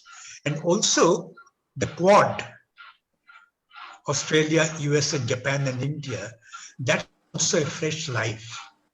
Now, I think not that each one will sort of come as a independently as a kind of a unit that will help India to deal with China, but collectively all those efforts would put certain restraints on China's behavior. That that India will have to adapt multiple approaches, not just one hedging or anything of that sort. I mean, it is containment, hedging, some kind of sort of alliance with certain groups, multi-alignment sort of thing in this region. And I think India's prospects look better in maritime areas because a lot of things are happening in this area. And it can actually create some difficulties for China in the maritime areas more than in the land area. Cooperation with France in terms of islands in the Western Pacific, the island group of states. China, France also is an important actor in that region, and India and France is also cooperating strategically on the maritime areas. So I think multiple areas India will have to look towards and try to build up coalitions with them in order to bring Chinese, expansionism under control. Thank you. Dr. Erdmann, this question is for you. And this was also a question, an audience question also, I'm just rephrasing it. What do you think is the role of external sort of actors as mediators in the conflicts that are going on in the Southeast Asian region? If you could unmute yourself. Okay, thank you for the question. Thank you for reading it out. I can see it here in the chat. And yes, I think I talked about it in the beginning. Actually, we need dialogue, right? So we need not only fair trade and fair politics on a global scene, but we also need international dialogue in order to create understanding and to create a path towards peace. So in the point of both countries having this very specific dispute, I said in the beginning that both parties need to have the proper wish to create an agreement. So as long we can try our very best, we can have hundreds of meetings, but if one party is just blocking the process of creating an agreement and understanding, this will just be a waste of time. So we could take an internal person who moderates a dialogue, we can take an external, all this doesn't matter as long as both parties are not determined to create an agreement and understanding. I wanted to, I know the question only talks about India and China. I wanted to expand it to other conflicts also, when it comes to, say, the conflicts related to, the South China Sea, etc., where there are multiple parties involved, there are like Vietnam, Philippines. So, in a multi-party approach, do you think external mediators can help? Yeah, I also refer once again to what I said in the beginning. And once again, what I said right now, we need dialogue. So if we have several people or parties being involved, visible and non-visible stakeholders, we need to get them to a table. We will not solve such a complex conflict by two parties dialogue, but we need all of them to get to the table and create dialogue and understanding. And as we said, all countries have specific interests, necessities, and goals. So all this interferes the process of creating peace and understanding. And more likely, in such a very complex conflict, there will never be an agreement in the end, but we still have the process of dialoguing and exchange that might help us get to know the other parties a bit better and to, let's say, exclude armed conflict during the process of dialoguing. Thank you, Erdmann, for your response. Asking to Dr. Marwah, do you think that the kind of cooperation that India is having with the Southeast Asian nations, particularly, we have strategic partnership with certain countries. There is a scope that since the Southeast Asian countries are, unifying and their political integration, what role can India play since India's diplomatic activities are now much more, active in these times? So do you think that India can play a role of a catalyst when it comes to, unifying the sort of the Southeast Asian nations and rallying them against China, or sort of a greater cooperation? And I also want to ask you about when it comes to blocking of the Chinese sort of trade through the region. I don't think India will be able to do it alone. I mean, it will need some assistance, and it will help us with some if the Southeast Asian are of our assistance. So do you think what sort of a specific strategic cooperation do you see? India, of course, through the Act East policy since 2014, we are, sort of trying to engage much more. But the engagement is still very low as compared to China, because our engagement has been more in the soft power areas, and even through BIMSTEC, we've been trying to bring in, sort of Thailand and into the exercises which we had in 2019, in the middle of 2019. But again, that has not been as successful, though we do have some maritime exercises as well.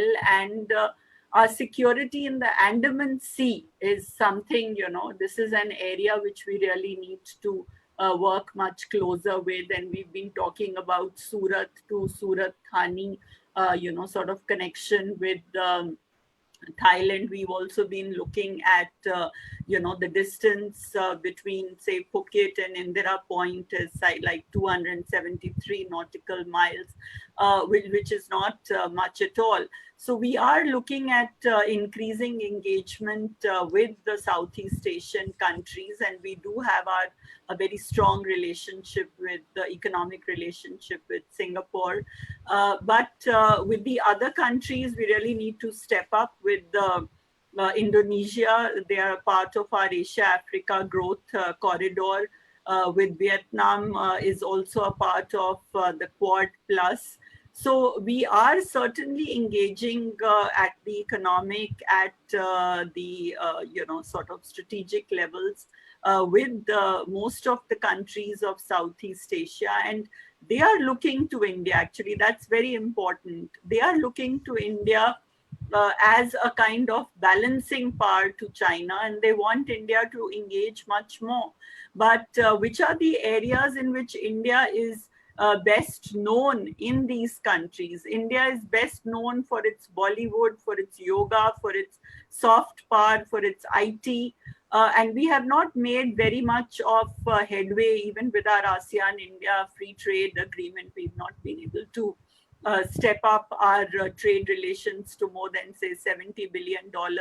China has almost 8 times more the trade of China with Southeast Asia is almost 8 times that of India's with Southeast Asia. And, the kind of projects which we have the India, Myanmar, Thailand trilateral highway, which still has some part of it to be completed, some 200 kilometers in Myanmar, which is still to be completed. Even our inland waterways, the terminal, at Sitwe port, that too, the Kaladan multimodal transport terminal, that also has to still get functioning. So it's taken longer, and we've been shifting, the deadlines for completion of these very important connectivity projects, which we initiated with these countries several years ago. Even with Thailand, like we've had more than 29 rounds of the India-Thailand trade negotiations, but we've not gone beyond the 82 items of the early harvest scheme. So there are several areas in which, Southeast Asian countries wants India to really act fast and act much more, sort of act more rather than only sort of engage in various kinds of dialogue mechanisms. And they want to see India as a balancing power. And there are certainly a lot of areas which we are trying to develop in the border, for example, with Myanmar, and more people-to-people contacts. We are giving 1,000 fellowships to Southeast Asian students,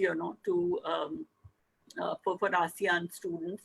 So India is doing, setting up IT educational institutions as well. We've done that in Myanmar as well. We have a vibrant sort of diaspora in many of these countries, and they are there from last 3 generations and more. But ASEAN countries certainly expect India to do much, much more than what we have been able to really achieve as of now.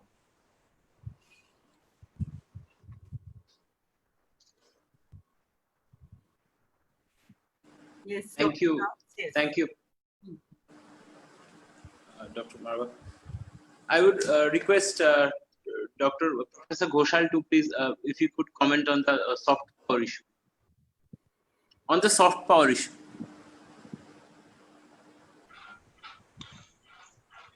Yes, I think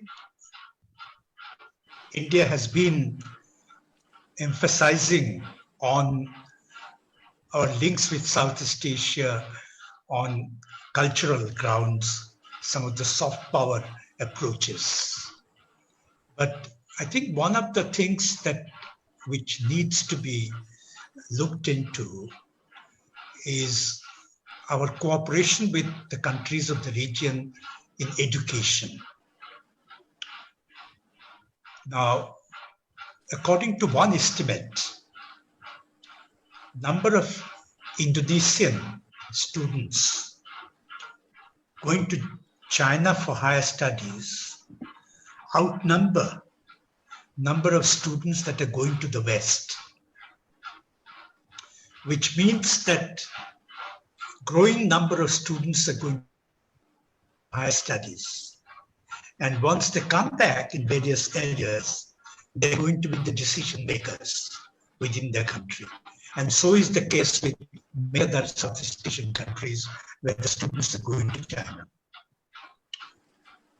Now, in the case of India, numbers are very few who are coming to study. Emphasis is given more on scholarships to some of the students in the various countries. Now, in China countries, Laos, Cambodia, Vietnam, Myanmar, the 4 countries, I would say that scholarships are all right.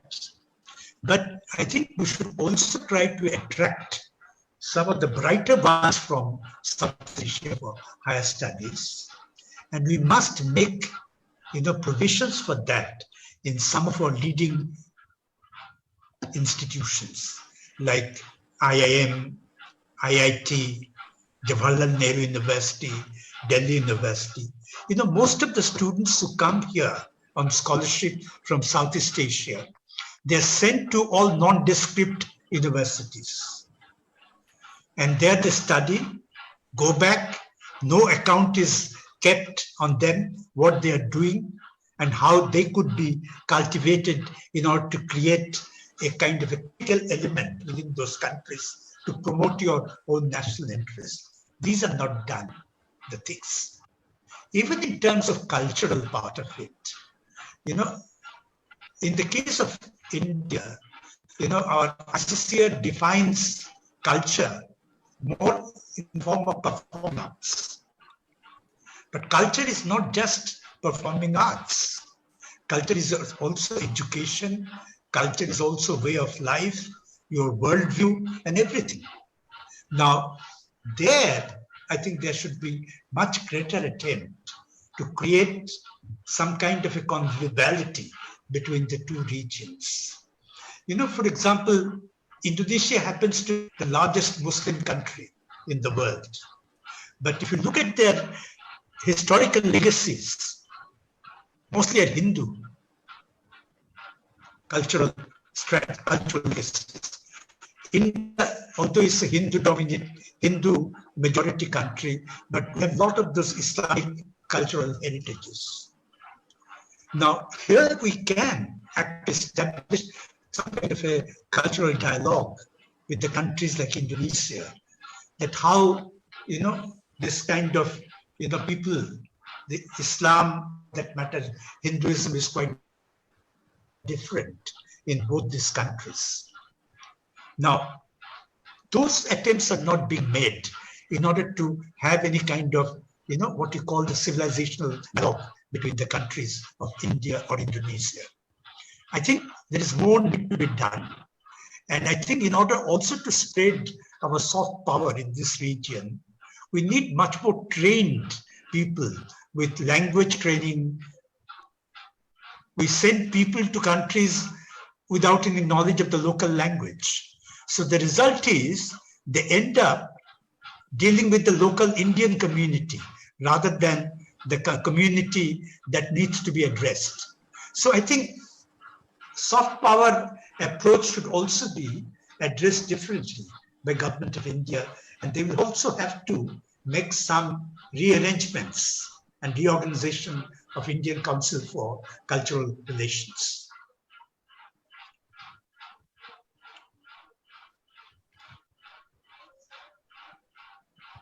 Thank you. I think that point that you made about Indian officials who are sent only rather addressing to the Indian community there is, I think, a pressing problem across the world, because most of the the sort of public diplomacy programs are basically addressed to NRIs, the Indian diaspora, and not to the indigenous population there. So in this regard, Dr. Marwah, would you like to comment? As far as engaging with our diaspora is concerned, like for example, in Southeast Asia, if you see, again, trying to compare the Chinese diaspora with the Indian diaspora, you find that the Chinese have very well integrated, they have taken on Thai names, and it's very difficult to really distinguish between a Chinese and a Thai. So, and because, through intermarriage, etc. But as far as our Indian community is concerned, it's only now the third and fourth generation who are actually taking on Thai names, or, the younger ones who are also going in for marrying Thai girls, So that kind of embeddedness, which is there among the Chinese diaspora, because they've had a long historical relationship in all the countries of Southeast Asia, so whether it's Vietnam, whether it's Malaysia, Indonesia, there are huge Chinese settlements, and then they are very well engaged in the businesses as well. So even in Thailand, for example, there are more than 30 associations which are working for the people, even during the pandemic, in different parts of the country, especially in Chiang Mai and Bangkok. You see how the Indian community is engaged in helping the people in the local areas. But I think that engagement with diaspora, the India study centers which are there in the different universities, we have established 5, sort of India study centers in different universities in Thailand, for example. But again, then they are not very forthcoming with different kinds of initiatives, the way the China study centers are, which are many, many more in number as compared to the India study centers. Yes. Thank you so much. We need to do much more. Yeah, I will come to you. But we want to especially thank Dr. Daniel Erdmann, Director General of the World Mediation Organization, for giving us his precious time. I think he has a lot of international commitments. So, Dr. Daniel, if we are keeping you.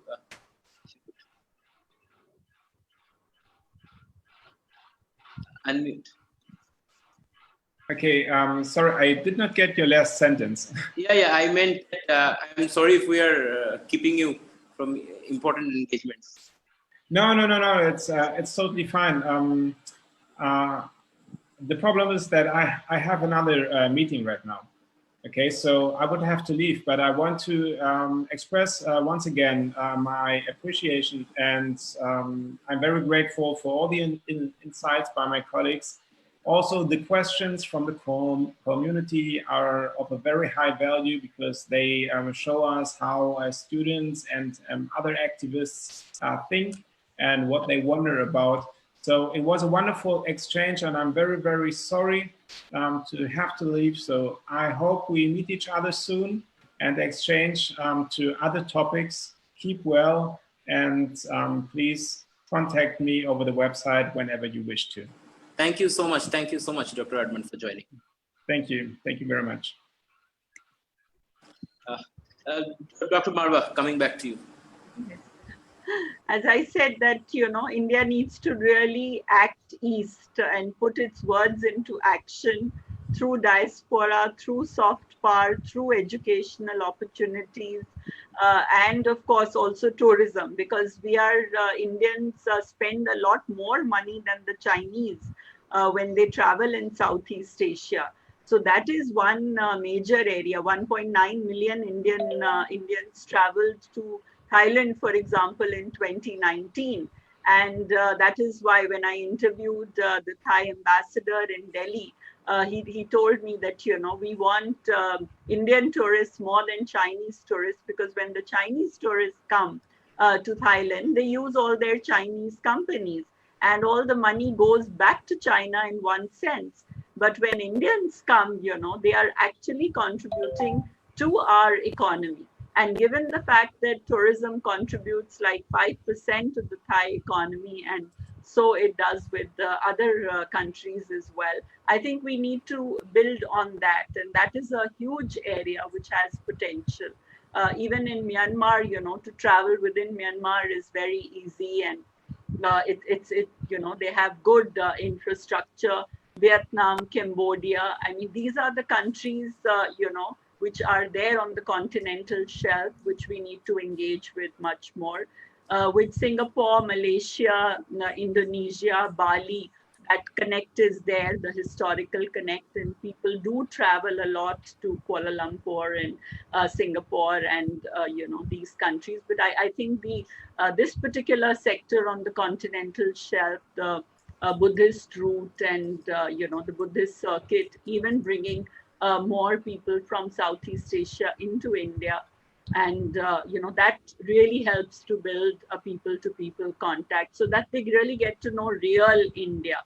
India is known, in very, very specific areas, like I said, for Bollywood, for yoga, for all its, attires, etc. But we need to engage much more on that public diplomacy front as well. Thank you, Dr. Marwah. I just want to raise 2 points. First of all, that as Professor Ghosal was also saying, and just said that, the United States and the West has made havoc investments in Southeast Asian region. So do you think, look at Singapore, for instance, the amount of American investment that has come into that rather, small area. So do you think that the United States, for all its commitment to liberal democracy and India being, the largest democracy in Asia, the United States has neglected India. The United States hasn't given that sort of investment to Indian cities the way it has done for South Asia. For instance, our cities like, say, Kolkata or Chennai could have become like Kuala Lumpur or Singapore, the way the American investment is coming. This is a speculative question. So what do you think? Do you think that the United States hasn't given us that amount of investment the way it has given to Southeast Asia? And I know that it has to do with our non-alignment policies in the Cold War era as well. So I will come to Professor Ghosal on this and then to Dr. Marwah.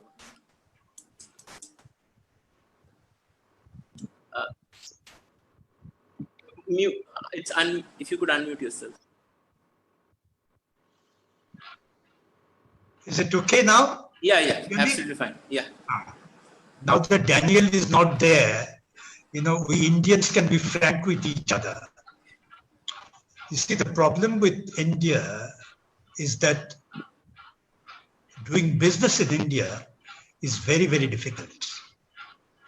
Too many regulations, then it takes a long period of time for any business to get clearance and all that kind of thing, number one. Our labor laws, our land procurement sort of, the expenses and all that are much more than in any other part of the country. If you look at the productivity, Indian labor productivity, compared to a Vietnamese or even a Southeast Asian, laborer, ours is almost half. So in such a situation, you cannot, produce a thing at a cheaper price. That's why one of the reasons why most of our Indian business is against joining the RCEP, because they know they will not be able to compete with the products that are coming from outside. So until and unless, we try to bring about economic reforms, create a situation whereby we can improve the quality of doing business in this country, then of course, only then we can expect these investments to come in. And in fact, the Indian business had always been protected.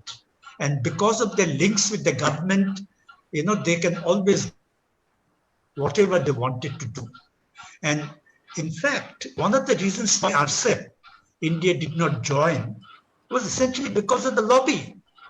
They, and also within the party also there was, this Swadeshi Jagaran Manch and all that, who didn't want these things. Now, another point on the question of, these cultural interactions. Buddhist circuit, you mentioned about it. This had been one of the most sort of, potential area of contact with the countries of Southeast Asia, because most of these countries, many of these countries at least profess Buddhism. And, tourism could have been a major aspect. You see, I had in fact written on this issue that it could have improved the, infrastructure.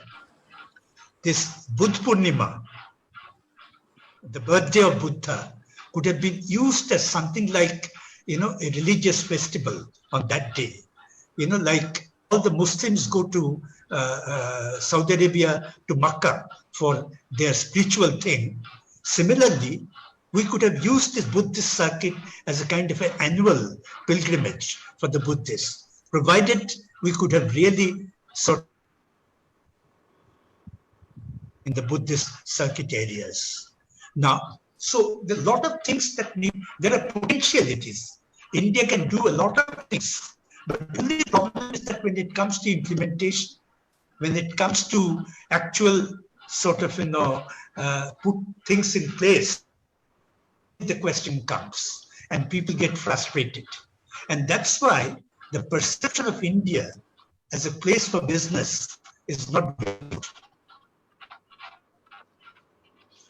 You see, I lived in Southeast Asia for many years, and all the time I used to hear people in Southeast Asia complaining that whenever an Indian businessman comes to visit here and sets up an appointment, he never keeps that appointment in time. He either goes for shopping in Singapore or some other place. His interests are not so much in actually building business interests in the region, or for that matter, to bring them into our country, the investment. So the perception of India is really quite poor in Southeast Asia. And this I didn't want to really that, we talk about this India's Act East policy. It's true that a lot of things has happened between India and Southeast Asia. But look at the newspapers in those countries. How many events are reported about India? Look at the younger generation of those countries. We talk about culture and all that. The younger generation in Southeast Asia, they don't know anything about India. The older generation may have some cultural relationship, yoga and all that kind of thing. Younger generation, you have to provide some niche to these people so that they get interested. China interests them because China provides that niche to these younger people. So I think we need to do a lot of things in terms of creating a niche for ourselves. You know, when you offer a product, the product need not have to be first-class product which can be trusted by people. You know, smaller products sometimes, you know, are attractive to people, essentially because they are effective compared to the ones which are, you know, sort of, you know, very expensive kind of stuff. So India will also have to provide a niche to these people that can attract. I think India is still not that much in the antenna of Southeast Asia as the Chinese are. They want India to be there, but they don't, they don't find India in the way that they want India to be in that region. There's some of the government officials and some bureaucrats, they might exchange pleasantries, play golf, tell them that, oh, how we sort of, you know, like each other. But in actual ground reality is not the thing there. Tell me one thing, Indonesia is the largest country in the region. Our ICCR has not been able to develop an Indian studies program in India, in any of the universities of Indonesia. That is a great failure. There used to be one at the University of Indonesia. But because of the corruption, because of the inept handling of the situation by ICCR in terms of sending people to those countries, they have not been able to make any impact. The head of the Malaysian Indian Cultural Center, once asked me, where is the National University of Malaysia? Now, a person who is posted in Malaysia of 1 year, he doesn't have any contact with any of the universities, then he's not suitable for posted there. But ICCR has to post some people because everyone has to be given some assignment. Some superintendent or some clerk is sent there as the head of the cultural center. Now, these are bitter truths, and I don't know. I normally keep quiet on these issues. But when you really scratch into the whole concept of soft power, I have a lot of reservations in the sense that India is only talking about soft power, but it has not been able to promote soft power. In 1967, our ambassador to Indonesia was Konnapilly. He had sent at least 10, letters to the Ministry of External Affairs to promote educational cooperation and cultural cooperation. And the language that he used in 67 are the same language that is in 2012 when India and ASEAN celebrated, their 15th or whatever the anniversary was at that time. All these years, nothing happened. And I know because I've seen the declassified documents. Those papers, somebody in the cultural ministry sat tight on that. And I know the person also, who is a very famous lady. Now, if you talk about these things, people don't like you because these are bitter truths. So I think one has to do a lot of reflection now that how India could really improve its image in the eyes of its neighbors, as well as build up a strategy with long-term goals, how India could promote its security, its political, its economic interests in the region. Thank What you. needs to be done? Reena Marwah mentioned about, the trilateral highway, the Kaladan project.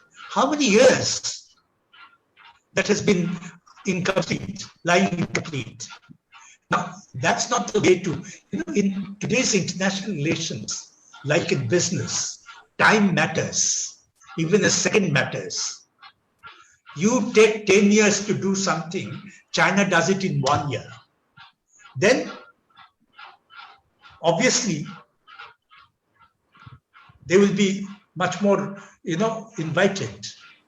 And you see, maybe there will be some change in the region because of the recent Chinese aggressiveness. But China is still sought after by these countries. Even Vietnam, which has the worst kind of relationship in terms of South China Sea. Ask them to do anything against China, they will say, no, we won't do it. We won't associate our name with it. Now, these are bitter truths. One has to admit these things. And unless we change our idealism and all that kind of stuff, and unless we cancel out each other, Indians are brilliant people. They cancel out each other by arguments, because they're argumentative Indians. We can only talk, but we can't do things. Half Indians, sort of, have you ever seen a particular road in India finished, completed? There'll always be, some kind of rubbish on the side of the road. Never see a road completed properly in any part of India. So it's half-finished country. How can we? Anyway, I think I shouldn't say any more on this. Thank you. Dr. Marwah. Yes, I just wanted to say also, when Professor Ghosal has spoken in great detail about, sort of inviting foreign investment into India. We have improved under the Modi government. We have improved our ease of doing business, from we were at 142nd position and now we are at 77th position. But when you actually talk to the Southeast Asians and you really ask them as to, why they're not coming in to sort of invest and, bring in more partnership. And we're looking at Northeast, and we also had different investor summits for different states, for example, for Assam, for Gujarat, for so many states. So they cannot really understand, because there are one set of rules which are there for the country as such. And then every state has its own specific issues as well. So therefore, the kind of extensive negotiations which are required for bringing in investment, that adds to the delays, and it adds obviously to the costs, and that also becomes a kind of deterrent. Secondly, the issue is that as far as, sort of China comes in, they have their private sector very well aligned with the public sector. Right. So and they get a lot of support from the public sector. So that is why when we say the cost of doing business, it's not really the cost of doing business for the private sector the way it is for the private sector in India, because the government supports them and they are, sort of semi-government, if you may say. So that is why, in these countries, you see Alibaba, has proliferated. So e-commerce, they're doing very, very well. And similarly, the Chinese backing with capital, with funding is always there for any Chinese construction company, whether it's supposed to be in the private domain or the public domain when it comes in. But with India, it's not like that, So even Indian businessmen going out and investing in these countries. We are doing very well as far as startups are concerned in Singapore and some other countries as well. But again, Indian investment has not, gone to these countries to the extent that it can. For example, in Thailand, the Board of Investment is very, very welcoming for investments coming from different countries, and they have their Mapthaput industrial estate very well in place with all the. I visited that place, and you find that whether it's the electricity, whether it's the infrastructure, the labor, the power is all available. So I think there are several opportunities for us to increase our engagement with Southeast Asia, both ways, bilaterally. And we need to understand each country, individually, because each country individually has certain expectations from India. And we need to look into those more carefully rather than just, saying that we want to act east. Every country is different in Southeast Asia, very diverse, and so many different languages, so many different ethnicities. So we really need to be sensitive to them as well and engage more, both economically and in terms of soft power, as well as in strategic areas, because they want India to play a bigger role. Thank you, Dr. Marwah. I think the next issue that I want to come to is the question of Taiwan. So in this, let me come to Dr. Marwah first. So what do you think since no country, most of the countries in this region do not have diplomatic relations with Taiwan, they only have economic relations. And also in the context of the pandemic, I think Taiwan has done extensively well. And today everyone is and Taiwan is also trying to promote itself as, where we have done economic prosperity, etc. And the world probably didn't know. And if you check the figures of Taiwan's, trade and the growth figures, they're impressive. So what do you think can be India's relation to Taiwan and the overall role that Taiwan is going to play in the post-COVID world? We do have a lot of Indian students who are studying there. We do have linkages with the university. I myself have been involved in a project with Taiwan National University for almost 10 years now. So we are certainly engaging with them, but of course we are very sensitive to China's One China policy, and that is why it's only in cultural and educational matters that we deal with them, and we consider them still very much a part of the One China policy, and we do not engage with it as a separate country, though of course in this particular crisis time, a lot of people have been advising the government to look the other way and engage with Taipei differently, but of course that has to be taken at the state level, and our leaders know how best to deal with that. Professor Ghosal? I think I don't have much to add on this, at least.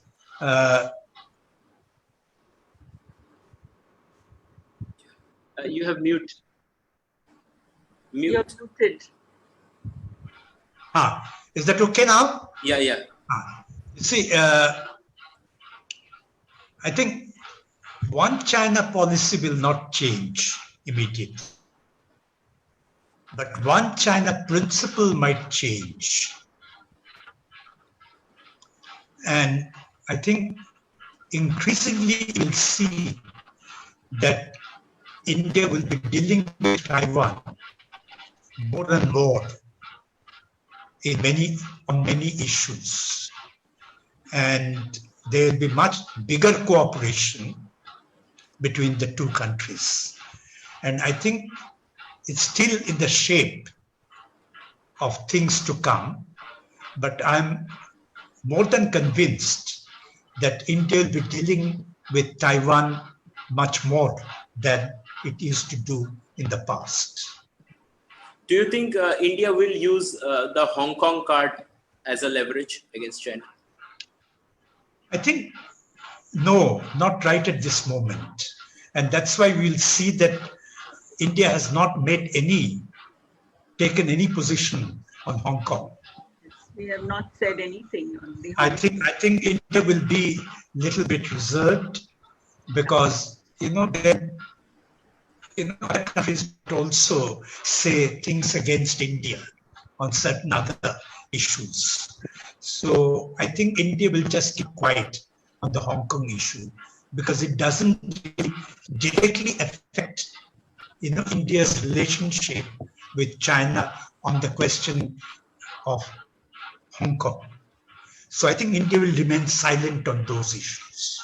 But on Dalai Lama, on the question of Taiwan, it will definitely take certain different postures. Already, I think Dalai Lama's birthday was celebrated yesterday in India. And I think you will also see much more engagements of Taiwan. And some of the things which we used to, procure from China earlier, now India will look towards Taiwan for some of those, products. Thank you. You were talking about, Dr. Marwah, you were talking about from the Indira point, the distance is not much from the Southeast Asia. You were talking about those things. The other conference, the previous conference that we hosted, we discussed the issues that, our islands. I think you should now wind up. It's already quite late. I think 3 hours almost. Yeah. So this is almost, I think this can be the final question. Do you think that how effectively have we utilized the island of Andaman and Nicobar? And if you want to talk about Lakshadweep, you can, although it doesn't fall in the eastern sector. So how do you think this has been utilized on a strategic factor? And can those islands be used for trade purposes? Because this was the point raised by one of the guests in the previous conference, that can we have, like from Indonesian perspective, he was asking, can we have trade from Andaman? Because Andaman is pretty close to one of our islands. Yes. Actually, India is developing the Sabang port in Indonesia. Yeah, right. And India has been asked for help by Thailand to develop the Dawei port. But I think it's the Japanese and the Thais who are engaged there, because that has also got close linkages. So therefore, we are at, developing Sitwe, and we need to sort of engage much more in the maritime space. But of course, in the Andaman Islands, we do have our Tri-Service Command, and we are further beefing up the infrastructure there, and also ensuring that we have more of our, sort of strategic facilities overhauled, because of securing the Indian Ocean region, given China's on the port question, what happened with the Maldives, the GMR port, the entire dispute is still sub judice in the Singapore court. So do you think India's, the sort of companies that we have, I mean, there are this question, as you said earlier, that there's the private public, the coordination is not effectively there. Like, the controversy with Maldives regarding the GMR company. So I don't know the details about that particular project, but I do know that now, at least in Maldives, we have a government which is fairly balanced towards India as well. So I don't think there should be too much of a problem there. Yeah. Right. Thank you so much. I thank you both for joining us. I also thank Dr. Daniel and all the viewers who have joined us. Thank you so much. Thank you. Okay. Thank you, Professor Ghosal. Nice to be with you. Thank you so much. Yeah.